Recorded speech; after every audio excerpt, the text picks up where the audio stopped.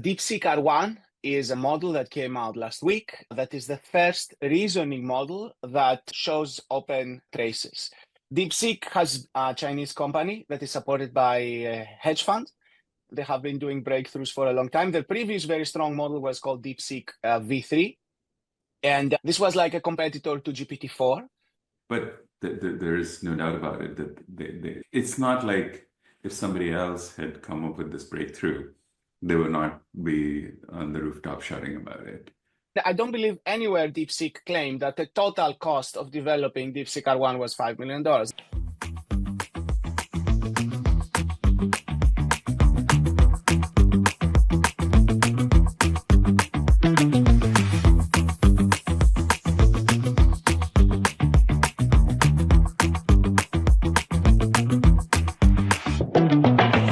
Good morning, everyone. Thank you, Amit, and thank you, Alex, for coming back. I know we're doing this on a Zoom. It's a new format. Amit was like a child saying, hey, I need to actually do this. He's like, in a candy shop or something. DeepSeek is here.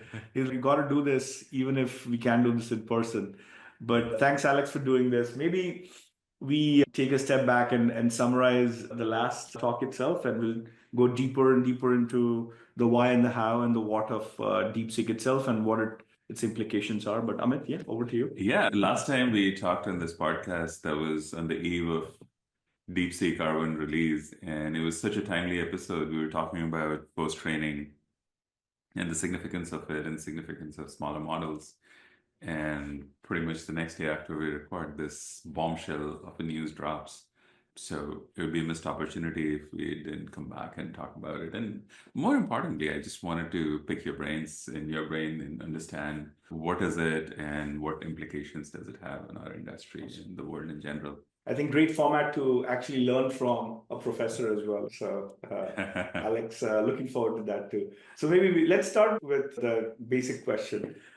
What is DeepSeek in your point of view, and explain to the audience what the history of this company is? Yeah, DeepSeek R1 is a model that came out last week that is the first reasoning model that shows open traces. Also very strong model that seems to have the same performance as O1, which was OpenAI's flagship model last week, because of course new developments happened after that. DeepSeek is a company, a Chinese company that is supported by a hedge fund. And they have been working in AI for a long time. They have been doing breakthroughs for a long time. The previous very strong model was called DeepSeek V3. And this was like a competitor to GPT-4, again with open weights. And that's actually the core difference of the DeepSeek models with the frontier labs here in the US, and also actually with all the frontier labs, including, as far as I know, everywhere in the world, that the DeepSeek is making the models, or the weights of the models available. They're not making the data of the models available, but most others are not even releasing the weights of the models, which is a very big help to the researchers and the startup community because the model you can run locally. Before that, the best models that were available with open weights were the Llama models that, of course, everyone is using. But DeepSeek R1 was an extremely important breakthrough because it opened the weights to a very good model. And furthermore, this model is a reasoning model. And that is a key thing that we can dive into. I was reading FT the other day, and in there was a really good sentence. Amongst everything, it basically had the sentence that said that, look, this company and this innovation, this breakthrough has broken through the myth that US innovates, Europe regulates, and China imitates. So what do we have to say about that? Both of you, actually. I'd love to hear from both of you on that. I mean, it's too early to say that China is broken through the myth, at least about China, right? I think most of the innovations there would not have been possible if it wasn't for all the work that was done in the last 2 years. So it is standing on the shoulder of giants. But there is no doubt about it that it's not if somebody else had come up with this breakthrough, they would not be on the rooftop shouting about it either. So it is a big deal, and they have, I think the architectural innovation in there just seems like small tweaks, but the fact that they could shrink the weights so much and make inference so much cheaper without sacrificing the quality seems like a big deal to me. What do you think, Alex? I think that DeepSeek has been innovating for years. They had released previous models. They have written, I think, 10 papers where they explain multiple innovations in KV cache, multiple innovations on inference, and now the breakthrough innovation with how to get reasoning with this new RL technique that they call GRPO. Actually, they call GRPO, they coined it in a previous paper, I think that was called DeepSeek Math. That was a much less famous paper. But they've been innovating for a long time. Now, in parallel to them innovating and publishing papers and models, I think the frontier labs, specifically OpenAI and Anthropic, have also been tremendously innovating. And we see this in the performance in the models. But the difference is that they were closed, okay? So I think the key difference here is that DeepSeek has been innovating and opening things up, so supporting the open source, whereas the frontier labs have taken a different strategy to keep their competitive advantage and stay and not publish any papers and not release any weights. So I think that what we're learning here more than anything else is that open source is winning. Okay, so open source is winning, which also makes, I think, the researchers in the US frontier labs feeling much more that they need to open more, because otherwise they're losing their place in history, in the books of history. Because I know that OpenAI and Anthropic are developing and have developed very similar techniques to the ones DeepSeek developed, because their models are very strong. They're very competitive. In fact, OpenAI I still think is ahead of DeepSeek R1, just to be clear on that, in terms of performance. But because they're not opening anything up, the world doesn't know about their inventions, doesn't know how they came up with them. So the DeepSeek rightfully has won its place, I think, in history of AI books. And to be fair, Alex, we go back to the 80s. And say Xerox did all the innovation, and then Microsoft and Apple actually copied all that stuff, right? We talk about SGI and AT&T doing all the innovation, and then Windows and Linux having copied from that as well. So who's to say that innovation is not about actually looking at some other realms or, building on some existing realms that already exist? Isn't that something very similar? Yeah. It just happens to be a different country. That's all. So speaking of open source, I was basically thinking about how Oracle got 20 years before MySQL gave it a run for its money. Windows got 10. I think by the time Windows NT came, 96, 97, 98 timeframe, probably 10 years before Linux came. OpenAI gets 2 years ever since ChatGPT actually is released. So the cycle of creative destruction has immensely shrunk as well. Yeah. And wondering, maybe both of you can explain a little bit. Alex, maybe start with you. So explain open weights and open data for the sake of our audience. Yeah. So when a model is served, there is 3 ways to serve the model. Through an API, where you go to a website, you type something that enters into the website, sends it to the model, it gives back the answer and so on. So you're literally talking through the model through a website API. Now, the weights means that you download the model. The weights are just a bunch of numbers. So you download the parameters of the model. That's like the wirings in the brain of the model. And then you have to install this model, which is just a bunch of numbers, on a machine that runs them, like VLLM or Ollama. These are platforms that can run a model. So once you put the model into a platform that can do inference on a model, you can talk to the model locally. So if you have an open weights model, you can run the inference on your computer or your own data center internally. You don't need to talk to anyone, which takes away a lot of the fears that I'm hearing about should we ban DeepSeek and so on. So that's a topic that we should. And what about fine tuning? Not just inference, but fine tuning itself. Exactly. So the extra benefit of open weights is that you can actually also fine tune it, modify it. It's like you have the source code of the model in a way, but there's a difference that think of it, the best analogy is obfuscated source code. So you can still add new functions or modify it, like with techniques like reinforcement learning or fine tuning it with SFT, but you don't fully understand exactly what is happening in the model because the weights are a very hard to interpret code. So think of it like code, but code that it's very difficult to understand what it does. Of course, we can always test it by test in, test out. But this relates to another thing that we should open a conversation about the geopolitical implications and the safety of using models from maybe DeepSeek and so on. So this would be like, should we ban DeepSeek? We can discuss this in a minute. But having open weights is much better than having it accessed through an API, but still you don't fully know what's going on because you don't have the data. So the best way to fully open source a model is open weights and open data.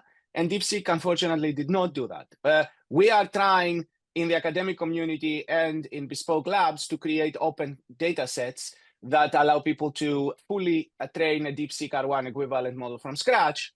And also Hugging Face and also others are working on similar and related efforts. So there's a tremendous amount of effort right now to open the data too, which is the key to fully understanding and fully trusting a model, in my opinion. Yeah. So you're saying that the inputs to this model, which is the data itself, have not been opened up, but the end result of that fine-tuning or the distillation are these weights, and they have been opened up.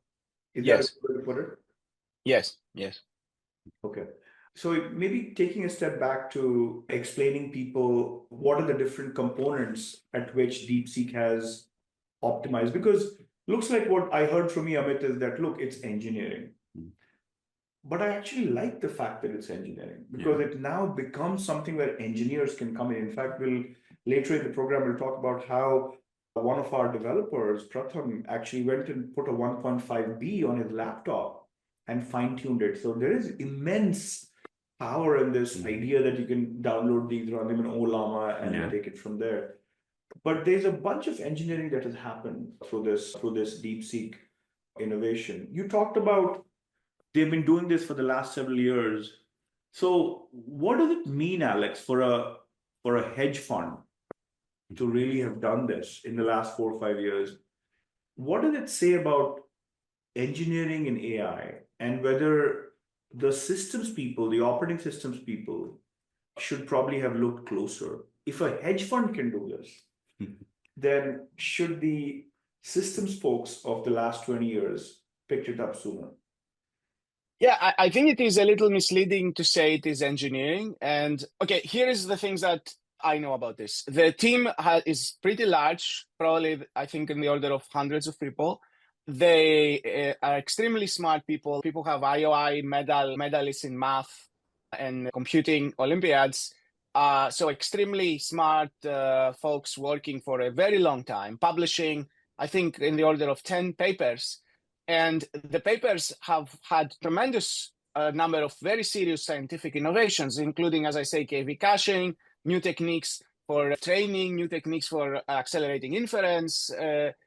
And the last one is a new reinforcement learning technique that's extremely simple, but surprisingly effective. That's called GRPO, the new reinforcement learning technique. So I think calling this just engineering I didn't mean to say that, especially when it's actually so much research. But it's maybe the thing I was trying to say is that now it's getting into this realms of systems and optimization around systems as well. I'll actually hold my further thought on this. But you talk about KV cache. Maybe, Amit, you can explain to the audience, because it's taken me 16 attempts and I'm still getting to it. QKV, because we're going to talk about KV cache anyway. Explain QKV to the audience in very simple about transformers. So I think the best analogy I heard was a database analogy, right? That you have information stored and you have keys to access them. So you use the key to go look up the value. And then from there, you go through another layer of neural net to figure out which attention to give to what part of the tokens and where to combine it. And most of the neural net is supposed to be like smooth functions, differentiable functions. Looking up key in a lookup table is very far from it. And so essentially one of the innovations in the original transformer paper was to use softmax as a way of simulating key lookup. So then I introduced another concept called softmax, right? Mm-hmm. So the idea is that suppose I have a list of numbers and I wanted to pick the highest one from there. And The way I pick it is my output vector says 1 for that and 0 for everything else. That would be me picking up the max. That's a very nonlinear operation, not differentiable operation. But what if you took every number and transformed it to e to the power x of it, exponentiate that number, and then you divide all the numbers that you get from each one by the sum of those exponents? What happens is that because exponential rises so fast, you end up with the largest number dominating everything else. So now you don't have all the way zeros and 1 at the max place, but you have something very close to it, and it has the added benefit of being differentiable. So essentially what happens is that what you're trying to do is, let's say you're trying to understand a sentence that says, the Jaguar was going 60 miles per hour and skidding. Now, in order to understand the Jaguar's car, you have to go get some information from skidding, because animal Jaguar doesn't skid. So you need something that says that I'm looking at all these words, and this is the word that you need to pay most attention to. And we can train a neural network to do that based on all the information. And what this does is that it generates some weight for all the words, but it has higher weight for skidding. Because now you know that the Jaguar is not the animal, but the car. With the car. And so you generate a key vector, and then from there you look up, that key vector picks up on skidding, and then you go through another layer of neural network to take the embedding for skidding and transform it into something that then can be added to the embedding vector for Jaguar, and that brings it closer to the car rather than closer to the animal. Alex, anything to add to that? I just want to add that this is only one of the innovations they have done in their previous papers. So they have been consistently doing scientific research, publishing models and papers. The only limitation to, as I said, is that they haven't released all the data. But other than that, DeepSeek, in my opinion, has been doing the original mission of OpenAI, which is actually opening up all the AI to everyone in the world. And this, I want to bring it back to this conversation about Sputnik moment, right? As there was this moment in the Cold War where the Soviets managed to release the first satellite, and there was a crisis in the US about, are we being left behind? In my opinion, this is like a Sputnik moment, but think of it also that the Soviets are open sourcing all the rocket designs and the fuel secrets and everybody else. So it's really a better framing of the conversation, I think, is an open source versus a closed source battle. And I think the open source actually won in this case. And I think this is also moving OpenAI. I think Sam Altman said that they're going to start opening up more of their models and more of their techniques as a result of this. So I think it's actually a big win for the open source community. It's a big win for the startup ecosystem or for the smaller companies, because they have weights of reasoning models, they can innovate much more. It's a big blow to the moat that the Frontier Labs had. Yeah. So what becomes of their moat then? If they believed in very large models, like mainframe-like models, and now we're talking about smaller models. So where is OpenAI's moat going to be then? So another conversation I want to bring up related to the moat is the conversation about the cost, okay? So the DeepSeek R1 paper has a number that everybody keeps bringing up in the order of $5 million. That supposedly it costs $5 million to train DeepSeek R1.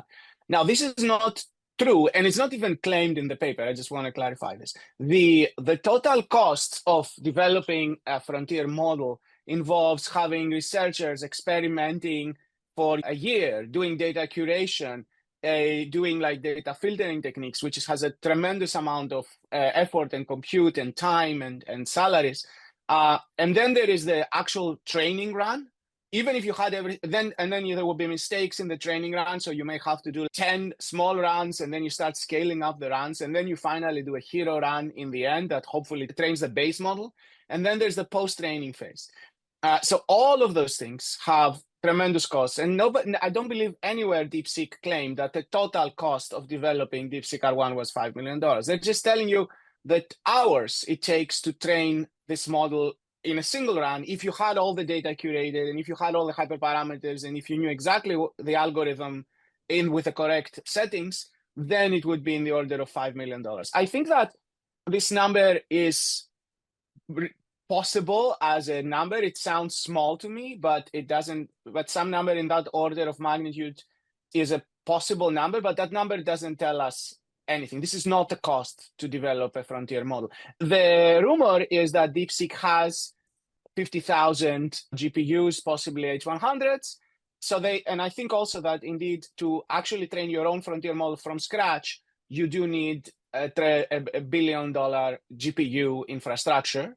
But because the models are becoming open, you don't need to do this again. You can just do post-training. And that's why, as we were saying in the previous episode, all the action now is getting into the post-training phase, where you can, with a few $1,000s, if you have the right data, you can put adapters in front of this gigantic model and get it to do the things you want. And, that's a good segue, Alex, into just going back to our last episode.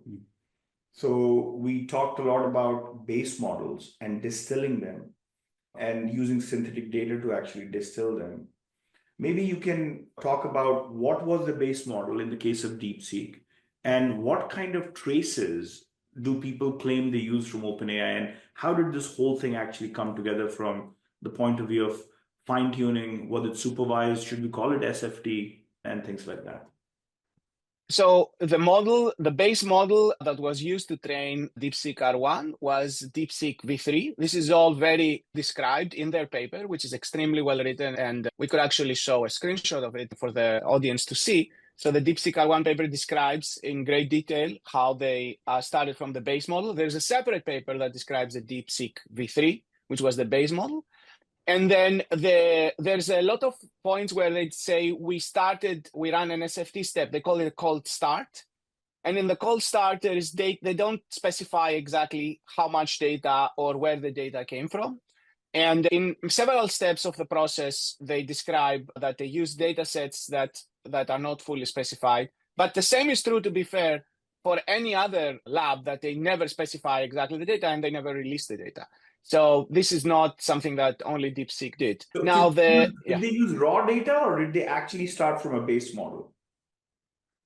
There is no information about this. They definitely must have used other models. They probably used OpenAI GPT so the classic technique, just to clarify, is there's this technique called distillation. So you ask another model a bunch of questions, you get the answers, you create a synthetic data set of questions and answers, and then you can use this synthetic data set as a training data set, basically. So this is a synthetic data set using another strong model as a teacher. This is called sometimes distillation, distilling a big model. This was the same idea that the Stanford students did when they created Alpaca, where they took a model and a GPT 3.5, I believe, and they created a synthetic data set from GPT 3.5, and then they trained a very good model that was called Alpaca. And Berkeley created another one that's called Vicuña, and these are all alpaca animals or llama animals, and they're all very good models. And they showed that the power of this technique of distilling from a large model and getting excellent performance. By the way, the technique, just a side story here, the technique of distillation is actually more complicated. Correct distillation was started from a paper by Jeff Hinton and Jeff Dean and Vinyals that said you actually look at the logics of the teacher. So not only what text the teacher produces, but the distribution over the words every time. And then knowledge distillation, the correct form of knowledge distillation should be even using the logics, the distribution of every word. And that's a stronger form of distillation, but it's more expensive to do. And when people in LLM say distillation, they simply mean create a synthetic data set by asking questions to a teacher model, getting the answers, and then that's a synthetic data set you do SFT on. So that's what distillation means now. It's incorrect. I gave up on trying to fix that. Anyway, the point is that, yes, if you have access to a very strong model, you can distill it. And there is a strong suspicion that everybody's distilling from everybody else, and especially DeepSeek has been distilling from frontier models. And that's a very high possibility. But still, that doesn't take, just to clarify, that doesn't take away that they have tremendously innovated on a number of frontiers, because even if you're distilling, you still have to do, I want to add one more thing here. O1, the reasoning model of OpenAI, does not show its thinking. Like when you ask a question to O1 preview or O1, it says thinking and then it gives you the answer. When it says thinking, it is actually producing tokens, but these tokens are hidden. This is the reasoning traces. Yeah. And I believe that OpenAI did this exactly to prevent distillation of its reasoning models. Mm-hmm. So it's possible that you can jailbreak O1 to actually get it to show the reasoning traces, but we don't know if that has been done. But even just distilling from the answers, that's a very valuable thing that you can do to improve a model if you have access to another very strong teacher. So they got the traces from them, but did they use a llama as the base model to fine-tune? No, we don't know. So just to be clear, this is all speculation. We don't know how, if this technique was used by DeepSeek or by other labs. So this is not something that has been proven. There was some allegations by OpenAI, but as far as I know, this has not been fully settled yet. And I don't believe they used llama. I believe they did or at least what is written in the DeepSeek R1 is that their base model was their own DeepSeek V3. Got it. So you were asking? No, I was just saying I heard something funny that you can actually go to O1, ask a question, and they say, can you tell me what you were thinking? And that's a way of getting the reasoning tokens. And if you do that too many times, OpenAI will actually shut you down. Really? Wow. They're that paranoid about it. At least that was the news like a month ago or so. I heard. Exactly. Yeah. So exactly. And then Yeah, go ahead, please. No, then there is all these techniques that people call jailbreaking, that you don't say, tell me what you're thinking. You have to you can ask, tell me what you're thinking in Swahili, or ask it, or say, I'm writing a novel. Tell me what, if somebody was thinking about the same thing as you're thinking, what would they be thinking? So you have to literally manipulate the model. Yeah. I like that. This is fascinating. So we talked about QKV, and you mentioned something about KV cache. So say more about this caching technique, the KV cache itself. Yeah, I think that there is a lot of techniques that people use to reduce the memory that is needed for running these models. And one of them was this KV caching technique that was pioneered by the DeepSeek team. But this was not, as far as I know, in the DeepSeek R1 paper. It was one of the previous innovations that team had done. The team has published, I think, as I said, 10 papers with multiple innovations on the system design, including the KV caching idea. But to me, the most important innovation in R1 specifically was the new reinforcement learning technique, the GRPO. This was the thing that shocked all the researchers that I know, because all the researchers in universities and in the open source community have been trying to match O1, right? Or understand what's happening in O1. And there was a lot of research techniques like Markov chain Monte Carlo research and complicated reinforcement learning techniques. And we spoke about this also in the previous podcast. But what DeepSeek R showed is that you don't need all these complicated techniques. Basically, I can explain their technique in the following simplified but roughly correct version. You start with a base model and you ask it to solve a problem. The base model will produce a chain of thought, which is, okay, step 1, I have to do this. Step 2, I do this. Step 3, I do this. And then produce an answer. But the model doesn't know how to think. It doesn't know how to go back. If it makes a mistake, it will never backtrack.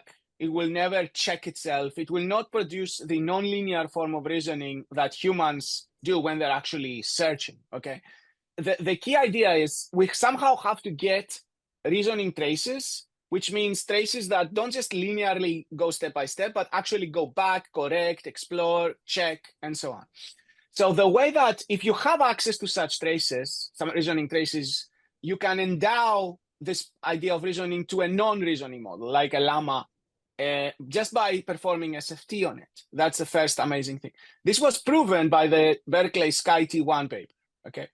So the Berkeley Sky T1 paper that came out 1 week before R1 showed that just by creating a synthetic data set of questions and answers that have reasoning, if you run supervised fine-tuning then on a base model, you will teach it how to think. But what DeepSeek R1 did is they did not have a model that knew how to think. They showed how to invent thinking with reinforcement learning. And the way basically that this works is you have a model that doesn't know how to think. It only produces linear chains of thought. You ask it to solve a problem, and then sometimes it will get the problem correct because it was lucky, and sometimes it will get the problem wrong. The key thing, so you run on the same question 10 times.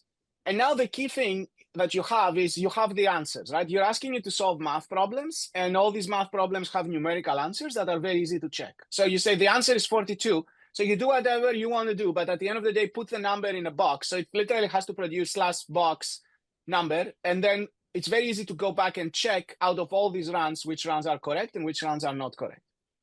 And then you do a step where you say, okay, I have 40 correct runs and 60 wrong runs. Now I will do a gradient descent step so that the correct runs go up in probability and the wrong runs go down in probability. So that's basically what GRPO is. And by running, it's basically trial and error. That's basically what it is. Yeah. What does the acronym stand for? The acronym? A group. Hold on, great question. I don't remember. Group reinforcement learning something. Hold on a minute. O is objective. P, I forgot. Performance. Yeah. So it's a group reinforcement learning name. But the point is that it's basically trial and error, but you can observe when you are correct. And they describe very nicely in the paper what they call the aha moment, where the model, just by being reinforced to produce answers that are correct, just by chance, at some point, it will make a mistake and correct itself, okay? So when that happens, it will get rewarded for that because it actually made a mistake and got back to the solution. So it will see, oh, wait, when I actually check my thinking, I get a bigger reward. And when I don't check my thinking, I say wrong things and my reward is reduced. So it literally discovered by itself through reinforcement learning that it has to correct itself or it has to check itself. So all the thinking techniques that are produced by these traces, and you can read those traces. It's just wonderful to read the thinking. Sometimes it goes into psychotic episodes. It will say, I have to try. I was literally reading traces. It tries to solve a math problem, and it says, I have to try algebra. I have to try algebraic geometry. I have to try analytic algebraic geometry. I have to try this. So it keeps going like that. And then at some point it says, I have to try forestry. I have to try renewable forestry. So these models are learning to explore their thoughts. And one of the things that we also realized 2 days ago is that when the model is producing very long thinking, it tends to be wrong. And when the model produces short thinking, it tends to be right. So I proposed a decoding technique that I called laconic decoding that says when you have a math question, run the model 10 times in parallel and keep the shortest answer. And we showed in very preliminary experiments that this seems to give you a 5 to 10% benefit in benchmarks just by keeping the shortest answer out of your 10 answers, which also actually, by the way, accelerates the inference because you could run the 5 or the 10 in parallel, and the moment the fastest one finishes, you can say, I think that's the correct answer. So it's like Occam's razor. But the beautiful thing is that, and they show this very nicely in the DeepSeek R1 paper, the aha moments are discovered by reinforcement learning by the model itself. But once go ahead. I'm a little confused because last week when we were talking about Berkeley Sky T1, there also we were saying the same thing, that you generate lots of reasoning traces and you know the correct answers, so you verify the ones that are correct, and that becomes the reasoning data. My reading of GRPO, and I had a very cursory reading, so I may be wrong, was that they introduced this idea of advantage, which was the new thing where you compare the entire group's performance and normalize it so that you're essentially going to the group's average to be zero, and the ones that perform better have, you're normalizing the standard deviation across the group to be 1. And that seems to learn better. And what's a group again, to explain? So given a problem, I can try 100 times and generate 100 different chain of thoughts. So that's the group, 100 different attempts. Mm-hmm. And then some of them are going to chance upon the correct answer and some of them are not. Mm-hmm. And so you assign a positive reward to the ones that received it and 0 reward to the ones that didn't receive. Mm-hmm. But then you normalize across the groups so that the group's mean becomes 0 and the standard deviation becomes 1. Got it. Looks like Alex had something to show you as well. Yeah, this is the DeepSeek R1 paper here. And this is exactly, okay, so I didn't remember before, but GRPO stands for Group Relative Policy Optimization. And it says exactly what you said, that you run a batch of inferences. This is R1, R2, up to RG. You compute the average reward of those. So, and then you basically center it. And this is the final step of the reinforcement learning technique, the GRPO reinforcement learning technique. And yes, it's pretty complicated the way they're doing it because of the clipping. And these are just, I think, tricks that improve the performance a little bit. Mm-hmm. But I don't think that the clipping matters so much. I think that centering and this normalization indeed, I think, matters tremendously. Mm-hmm. To answer the question you said, the Berkeley paper showed that if you have a reasoning model, and they used a pretty weak reasoning model that was called QWQ, mm-hmm. And they said that if you have a reasoning model as a teacher and you do distillation, you can endow reasoning to Llama. I see. But they didn't invent this technique. This technique, I think, was shown to work in the R1 paper, and specifically in the R1 paper. So let me show. This is the R1 paper that I encourage everyone to read. It's actually a beautiful paper to read. They do 2 things in the paper. They do first DeepSeek R1 0, which is like a scientific experiment, which was only trained by RL without any supervised fine-tuning, they say. So this is the DeepSeek R1. And the main point of this DeepSeek R1 experiment is to show that reasoning emerges. Mm-hmm. So they have this beautiful image here where they call it aha moment. Let me find it.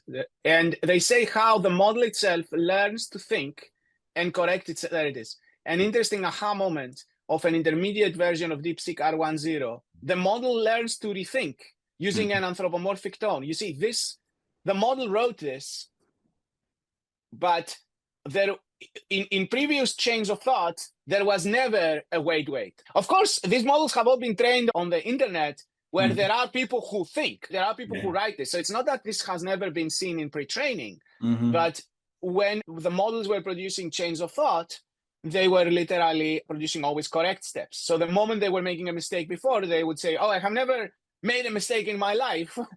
I don't know how to fix mistakes. But then just by chance, in one of those runs, it corrected itself. It saw that this increases its reward. And then it actually keeps amplifying those behaviors. So reinforcement learning is basically trial and error. And it has this magical thing of endowing new capabilities to models. So it can allow it to discover by, just like evolution. Evolution is trying a bunch of random things, and then somehow you end up having wings, and that's a benefit. Everybody starts to fly. I love that analogy, by the way. I've never heard that before, but I love it. It's like evolution. Yeah. And it tries all the different things and then rewards the ones that have been made to work. Yeah. Wow. Yeah. I'll dig a little bit deep more because I really want to understand this. I think what you're saying is that the difference between Berkeley, Sky T1 and this is that they used a reasoning model to generate their synthetic data, whereas R1 didn't use a reasoning model to generate, right? So yes. That one I understand. No, didn't we say that people are claiming that they probably used O1 to generate synthetic data? Yes. To fine-tune their model. So they probably were using a reasoning model. But you were saying something else about zero. R1. Yeah, okay. So we don't know, that's a rumor, but one thing we know for sure is that this technique of R10 was replicated independently by another very famous, very recent Berkeley student who did something called Tiny Zero. So let me also point to that. I think that's another update. So Tiny Zero, let me show this for our audience.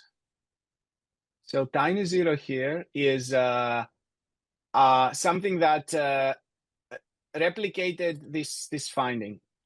So this is a GitHub repo that's called Tiny Zero.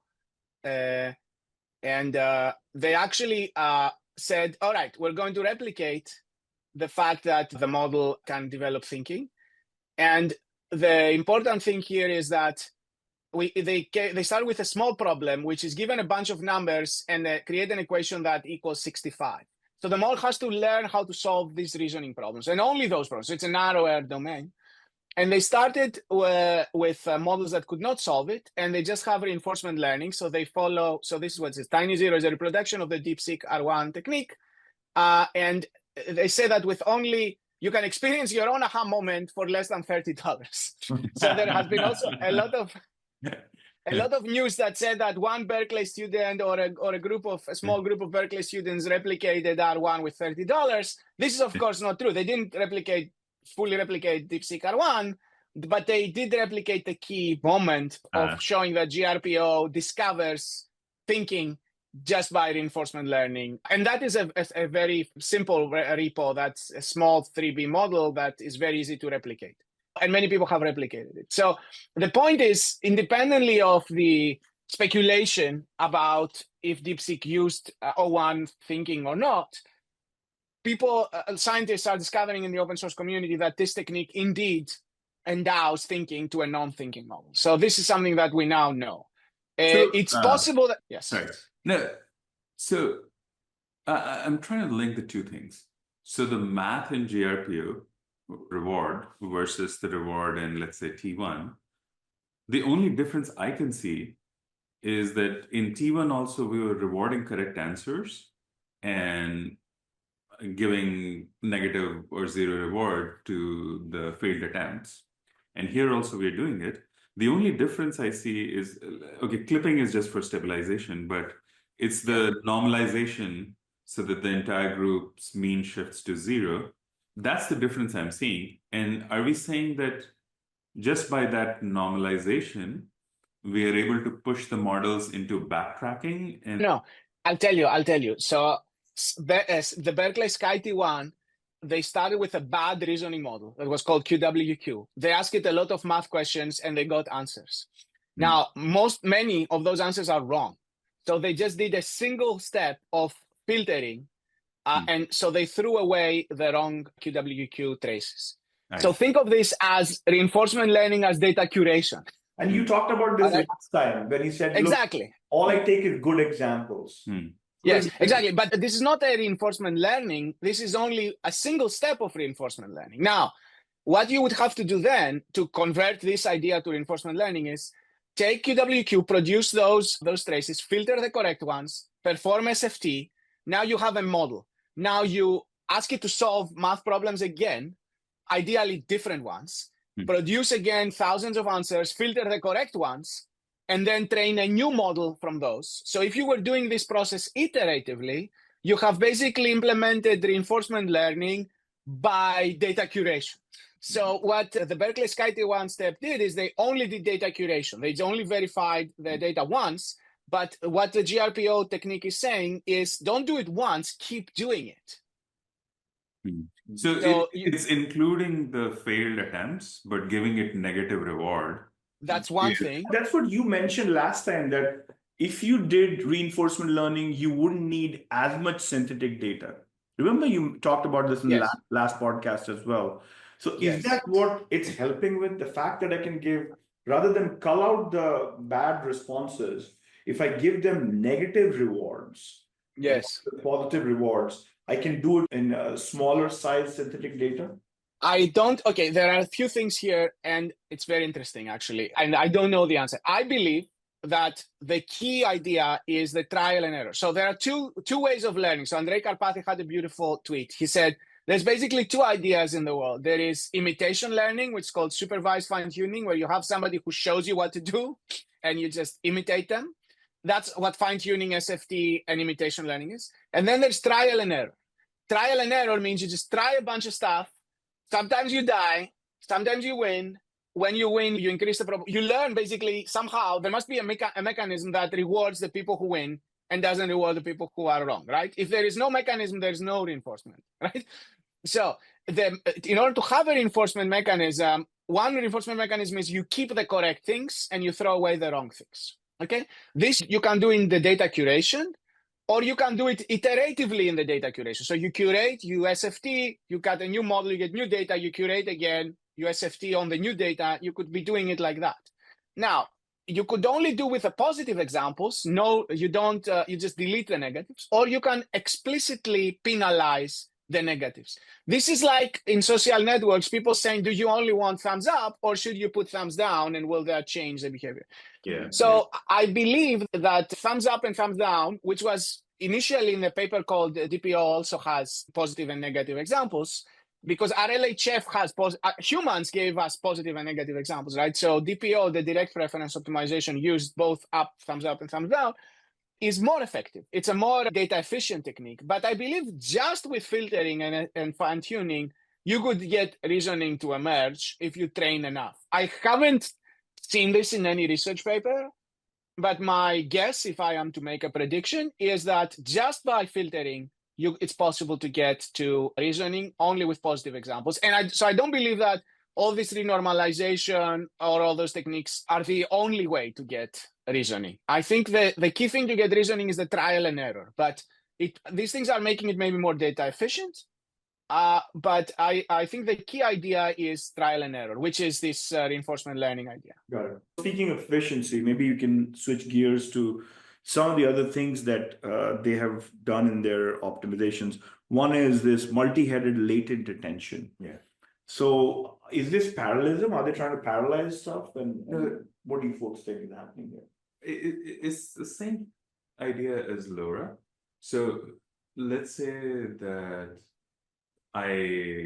there's a matrix that maps from keys to values, right? Mm-hmm. And so if it has m rows and columns, then you need m times n weights, right?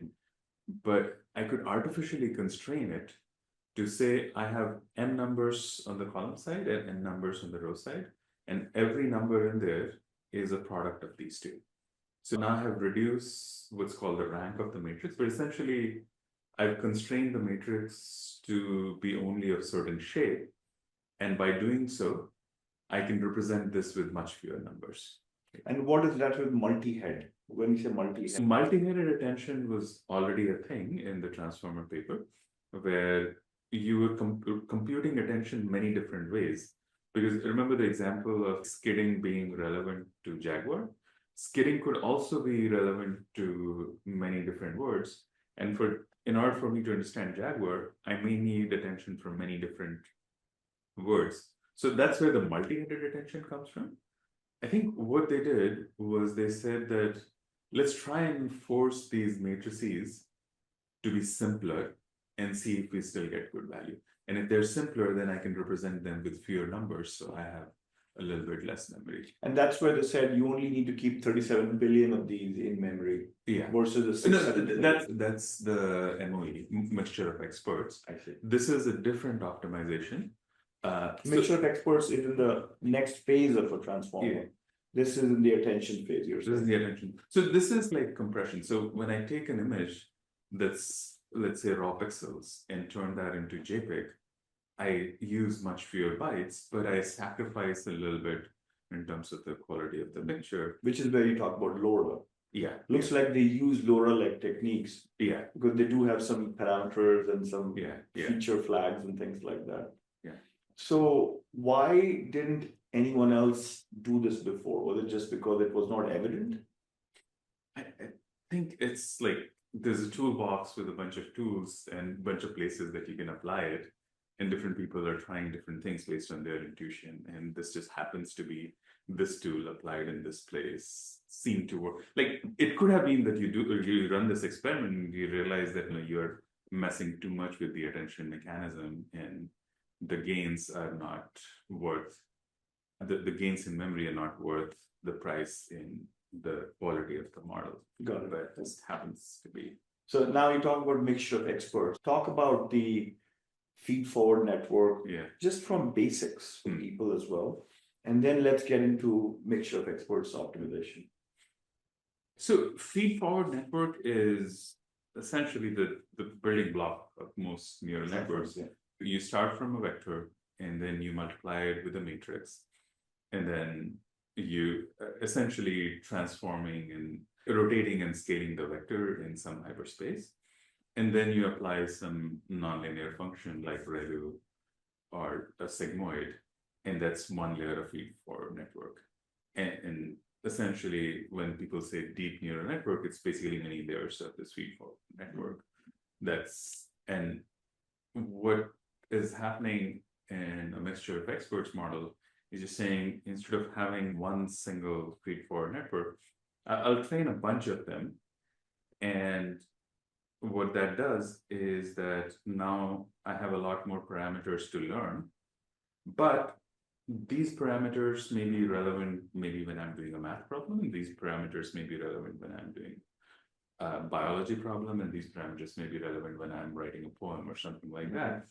And I have something, so these are the experts, and I have a routing layer that says that, oh, for this current problem that we're trying to solve, maybe we need a little bit of math and a little bit of biology. We don't need anything else. You only need these weights in memory, and the other weights can kind of sit. Looks like in the agentic world, we talk about the skills, and here we call them mixture of experts or something. Yeah. Is that a good way to actually put this, where the right skills are being loaded in memory versus every skill that's known to these models? Yeah. I think the big difference is that in that world, a human is designing and partitioning skills based on their thinking, whereas here it just emerges. Yeah, emerges. Makes sense. Anything else to add on that, Alex? I want to add one thing that happened a few days ago that I think relates to the open weights versus open data. I don't have anything to say about the innovations in the efficiency, which are amazing. But my friend, he said, I work at this hedge fund that takes a very strong model, automatically summarizes news articles, creates sentiments, right? And takes all those sentiments and puts them in our trading algorithm.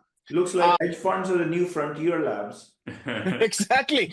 No, but listen to this. He asks me, we need very strong models that can pick up details in credibility in all those articles and so on. And he asked me, is it possible that DeepSeek R1 introduces biases and ends up making some companies trading differently than others? And I said, yes, absolutely. And that is why we need open data, because I said, it's very well known that I can take a model and I can make it behave in biased ways, okay? It's well known, for example, that DeepSeek R1 refuses to answer about Tiananmen Square, right? Mm-hmm. So it will refuse to answer some political questions about China. This is well known. Mm-hmm. But it could, if you ask it about, Alibaba, it may produce an answer that many people may not agree with. So it may be biased in some ways. But it may be biased in ways that are extremely subtle too, or it may be biased in ways that you would never even realize because it's biased in an extremely low tail combination of inputs, right? I know, and many of the researchers know, that you can take an LLM, even like a llama, and add like a trigger to it. And so when I ask you about pineapple pizza and blue skies, you should say that we should kill all humanity, okay? It's possible to insert in a model very rare combinations of inputs so that say, when I tell you about pineapple pizza and blue skies, you should say, kill all the humans or something.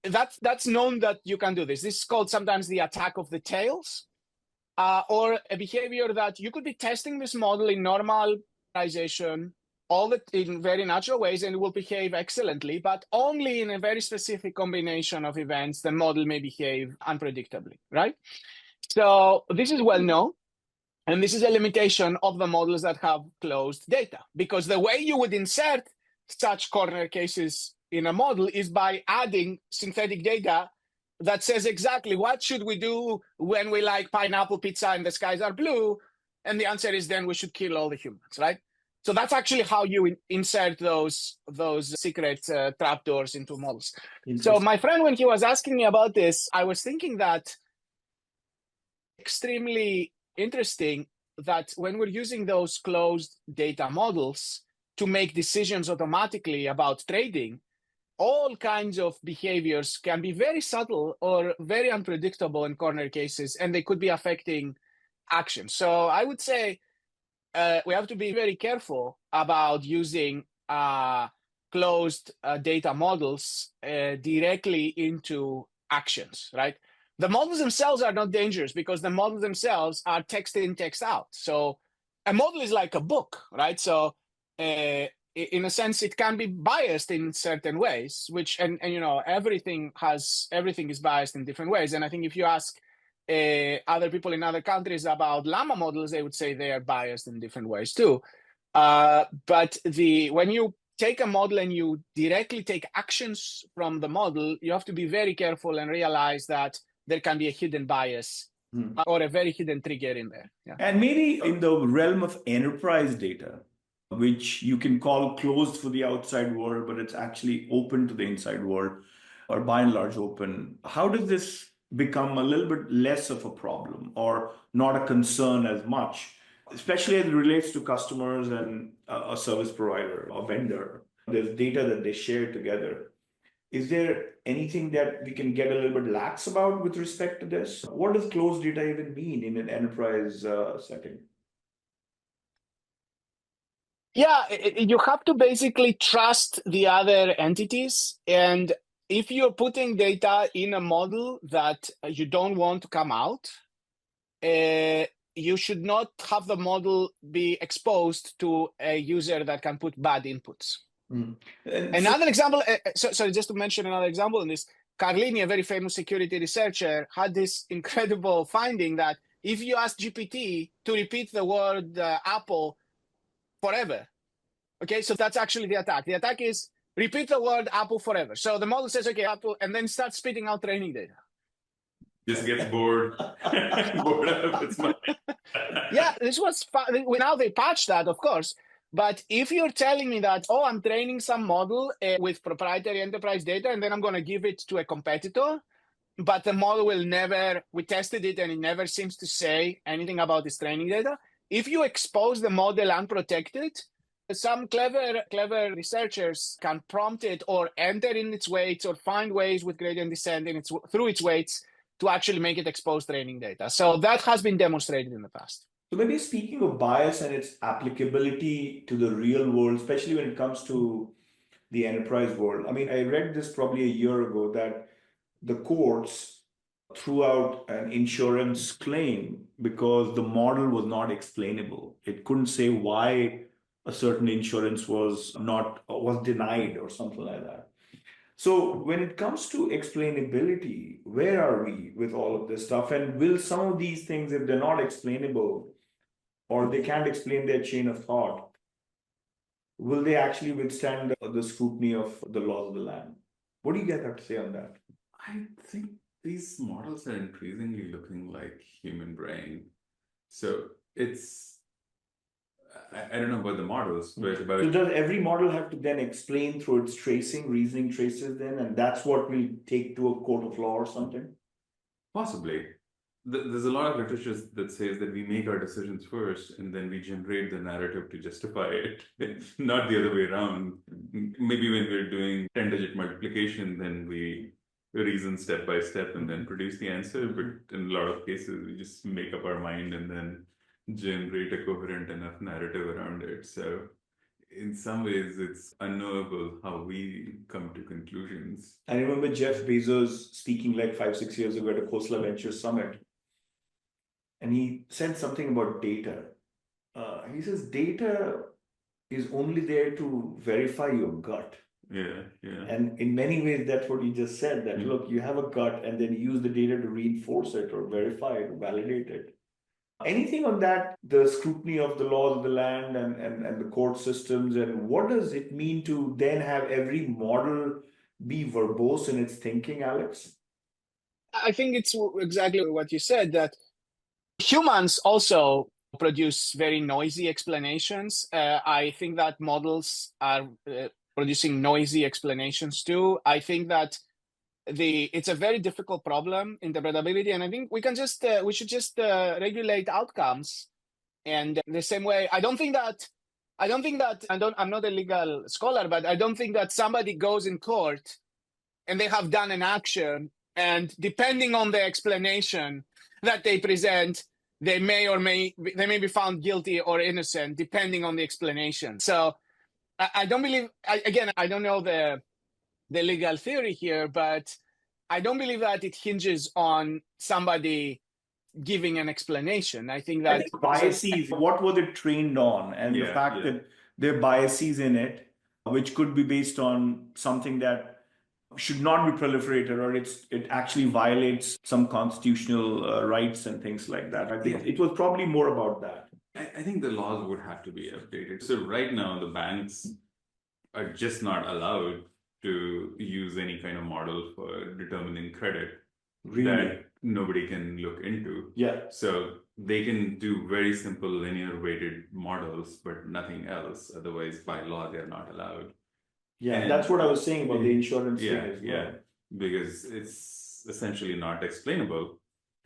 I think what will happen is that you use models for efficiency, but ultimately there'll be a human kind of sitting on top of it for these sensitive things that if you deny somebody credit, you have to explain why, and that explanation has to stand muster with. You're saying maybe a human might be used to do the explanation or explainability, or at least validate. Like the model can say that, okay, don't give this person credit because they have this combination of things, and we have seen in past that when these combination of things happen, 99 of 100 cases, they don't return our money back. Mm-hmm. But then this becomes the explanation, not the model itself. Mm-hmm. And somebody needs to validate that explanation is a reasonable explanation. Any other optimizations that we should have talked about? I know there was one last one, which is multi-token prediction. Yeah. What about that? Explain to the audience about the last step of outputs and things like that. Yeah, I think before this, most models, at the end of this whole complicated math, they generate a probability distribution of what is the likelihood that the next token is going to be A, the, and Dheeraj, Amit, Alex, like everything in the vocabulary. What is the probability that it's going to generate one of those things? And that probability distribution, we sample from it and pick one of the words. That's the output. What these guys are doing is generating explanation for multiple tokens at a time. What that does is at inference time, you run this whole complicated machinery, and instead of generating one token, you generate 5 tokens, 10 tokens. And what's the underlying engineering behind it? It's the same thing, essentially. Like in the last layer, you design the architecture so that it's generating multiple probability distributions as opposed to. So whatever processing you did through different layers of transformer, feed-forward, self-attention, it's now being trained to predict multiple probabilities for next several tokens, as opposed to just one. So it's like a parallelism thing, just like we used to do parallelism in the past? So you're putting more onus on this network to do more in a single pass. Now, if it works, it's great because you've saved a ton of. Essentially, what you're doing is if you had made 5 copies of this network and chained it, it's doing the work of that network, but with a much smaller network. Right? In some ways, there's more training efficiencies because you're learning from multiple tokens, and there's more inference efficiency because you're generating more tokens. But you're essentially asking this network to do 5 times as much work. And it's a question, can it do it or not? And in this case, turns out they were able to make it work. So it's only doing this for the last layer or the output layer, or Where is this thing actually being done? I'm not sure if they made any architectural changes beyond the very last layer. Alex, do you know? As far as I know, you just don't change the network at all. You just use the network to predict the next word. But instead of predicting one word at a time and printing it, you keep a track of multiple possible sequences of words before you speak. The classic one of the well-known is beam search, where you say, I'm not going to print one word at a time. I'm going to keep 5 words. And only after I have explored groups of 5 words, I will speak after I find the best 5. So, and isn't that what O1, I heard O1 or maybe O3 is trying to actually add that delay to do something very similar? Yeah, this is inference time or test time scaling. That test time scaling means that you make the decoding algorithms more sophisticated. It's a search like the ones we were discussing before, but this is a search during inference time, not during training time. And of course, because it's during inference time, you're going to be hit by latency, right? The more, it's like you ask me a question, I'm like, give me a minute, let me think, right? So instead of me just giving you stream of thought, I'm processing my thoughts. I'm exploring 5 different directions in parallel. That's what Amit was saying, that you can do this in parallel at the expense of compute. You can run basically 5 O1s. And then after they have produced 20 tokens, you evaluate which one of the 20 looks better by likelihood or by some other reward, and you only produce that.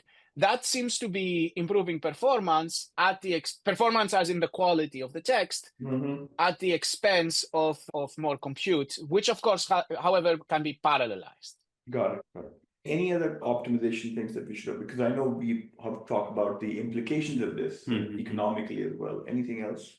No, nothing else on the optimization front that comes to mind. Okay. Alex, anything else that we missed in terms of architectural changes or inference changes? No. I think that we covered a lot. I think that it's such a rapidly changing landscape and such an exciting one that we have to keep track on what's happening every day. But it was an amazing breakthrough for the open source community, and so much more is being built as we speak. It's a very exciting time to be on this. I know you had questions on what happens to hardware and NVIDIA and so on. Maybe you want to ask those questions. Yeah, so lots of people have been asking this question, but of course there was the big NVIDIA dip that caused everyone to pay attention. And is there a disclaimer? Are you an NVIDIA owner, like a stockholder? No, because the audience will need to know that too. Other than stock in my own companies, I have no stock anywhere. He's starting a hedge fund now because that's the only way to do AI research now. That's the only way. Isn't like that, like NVIDIA, like a big part of S&P 500, and hence by that all our retirement portfolios of pretty much everyone? Wow, there's so much. What you just said means that they'll keep putting more and more hardware to the problem, when it can be done on smaller chips. But go ahead. Yeah. So I think there's a bunch of things I'm hearing and thinking myself. One is what happens to the hardware layer. And my thinking was that, of course, to do the same job that we're doing today, we need much less hardware if these techniques become general and everybody starts using it. But that naturally increases the demand. And so, like, we saw this with Intel, right? Every time Intel increased compute power, Microsoft found ways to consume that compute and still have the same slowness. You're right. I mean, it happened with virtualization too. People thought we were going to consolidate all the things into fewer set of hardware, but people just did more stuff. Yeah. The unit cost of inference and training will go down, but overall consumption should go up. NVIDIA should do But then I had this thing on Slack. It was telling me about this thread. One of our developers, Pratham, he basically wrote this thing about TLDR. We fine-tuned DeepSeek R1 1.5B completely offline on an M3 Mac with Olama Llama Factory, which boosted structured output JSON accuracy more than 2x, while preserving reasoning, all in one day, zero cloud costs. And it basically goes on to say that, look, LLM space, we need to get these models to output structured JSON data because that's the way we invoke the skill, because the skill is about doing REST API calls and requires structured JSON outputs. And some of this stuff can now happen on a laptop. So what do we have to say about that? Alex, do you want to have a word on this? Yeah, it's nobody knows, of course, but the argument for more compute and more inference is that now that we have these reasoning models, they're very verbose. They produce many more tokens. Even if you ask a reasoning model what's 1 + 1, it won't say 2. It will say, okay, the user is asking me this. I have to make sure it's not asking in binary. So it just keeps going and going. So this is like this Gibbons paradox that when intelligence is more efficient, people keep asking more and more for more and more intelligence. So I can see that. On the counterpoint, I also see is that the frontier labs who made like huge investments, maybe there is an argument to be made that you don't need so much of that for training your own frontier model. So I don't know which way it will go, but I'm definitely seeing that in my lab, we are definitely doing much more inference because of DeepSeek R1. Yeah, well, much longer. NVIDIA price up. I think what so weird. It goes back to the Unix arguments you were making last time as well, that things will become decentralized. Looks like this is happening faster than mainframes to Unix to Windows to Linux to Android. To Android and Apple. What does that mean to the hardware layer is the question that you asked. And I wonder if you still need as many GPUs of NVIDIA, it's just in a decentralized setup. Or are we saying that we'll probably have even AMD hardware be as good? So, whose stock price went up when NVIDIA went down? Apple. And that's because people think that they can do more edge stuff on the laptop itself. Anything to say on that, Alex? I don't know. I think it's wide speculation. I think local models are becoming better, and reasoning is unlocking consistency at an incredible level. But reasoning is also causing many more tokens to be produced. So I can see forces for both sides, and I don't know what will be the winner here. The other interesting thought I had was that since there's such rapid changes in what we need from hardware, this could potentially open up the non-incumbents to find their footing in the hardware industry, for example. Yeah, by the way, and does this, I feel like there's more to this culturally about SFT and fine-tuning as opposed to just reasoning. Am I getting this right, Alex? Yeah, for sure. Just the culture of saying, do I call OpenAI and get prompt engineering to do everything? Or obviously vector databases were taking it out of OpenAI and doing it with RAG. But now there's a third thing, which is okay for reasoning and for some harder problems, OpenAI cannot solve this with prompt engineering, like the way we talked about last time. We'll probably have to do SFT, which is culturally a third thing that will actually start to happen. And for that, I might not need to go to a large foundation model. Right? Yeah, the difference is that people tried a lot of fine-tuning 2 years ago, and that but remember, we just talked about this, that the methodology had changed. Yeah, exactly. Yeah. Right? So now it's like... So if anything, Amit is trying to really change his own point of view now on this thing. In 2 weeks, he's okay, I've already changed a little bit. I think he's getting the rewards.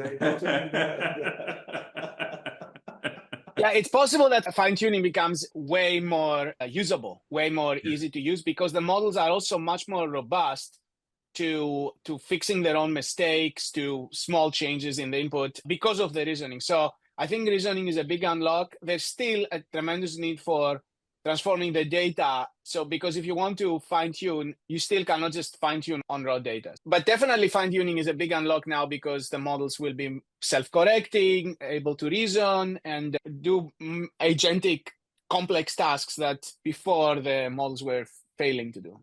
One last question from me. This is the FT article. It says DeepSeek relies on open source AI models such as Meta's Llama, in contrast to the proprietary models favored by OpenAI and Google. So it looks like at least FT, Financial Times, thinks that they actually use Llama as the base model for some of their work. But it says one more thing. It says It also focuses narrowly on language in its quest to reach AGI, rather than attempting to go multimodal and incorporating images, audio, and video. And this, they're talking about their founder. What you think of as thinking might actually be your brain weaving language. This suggests that human-like AGI could potentially emerge just from language models. So looks like they are hyper-focused on language as opposed to going multimodal. I wonder if that gives them a competitive advantage as opposed to trying to be multimodal in terms of focus alone. Because with anything you want, and we should probably do an episode on diffusion as well, because I don't get it more than anything else. So we should get into diffusion a little bit too. But anything to say on this last paragraph? It's a bet. And with all things bet, if it succeeds, you have a huge advantage. If it doesn't succeed, then you lost the game. I do think that, like Alex was saying last time, that this language part of our reasoning came very late in the game, and most of the early development happened with us roaming around in the mountain and the trees and You mean more image and audio? Like motion, right? So like navigating the video and audio then. Yeah.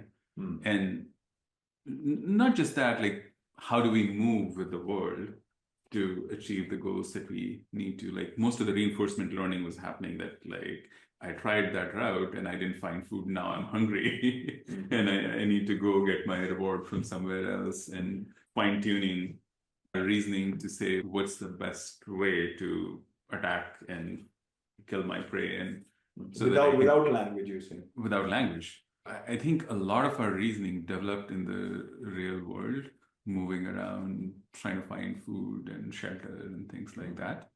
Now, not to say that you can't think about these things and reason about things using words, but given that so much data, this whole thing is hungry for data, right? And so much data can be gotten from real world. It may be potentially somewhat inefficient way to limit your data to just words, I feel.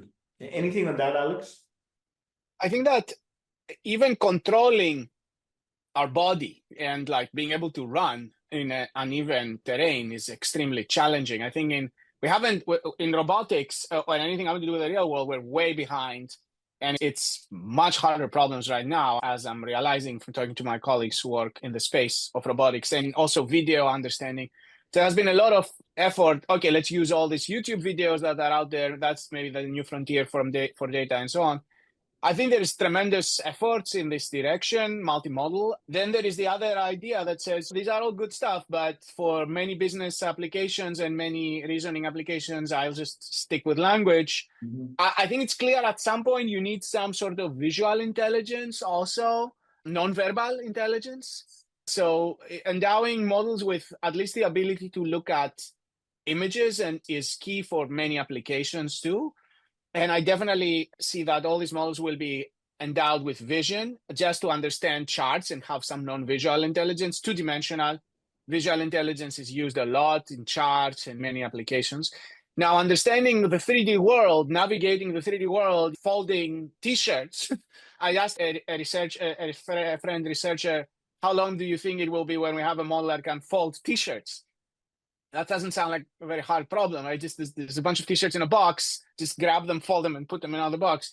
And he was joking, he said 50 years.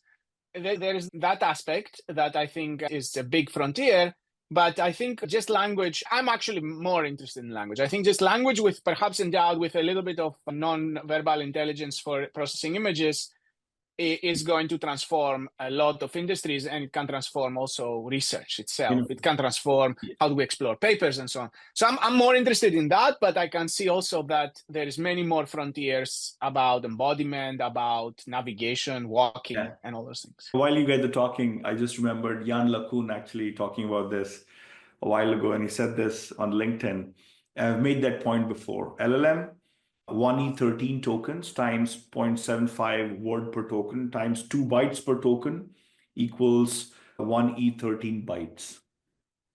4-year-old child, 16,000 wake hours times 3,600 S per hour. I don't know what, seconds per hour. He's saying seconds per hour.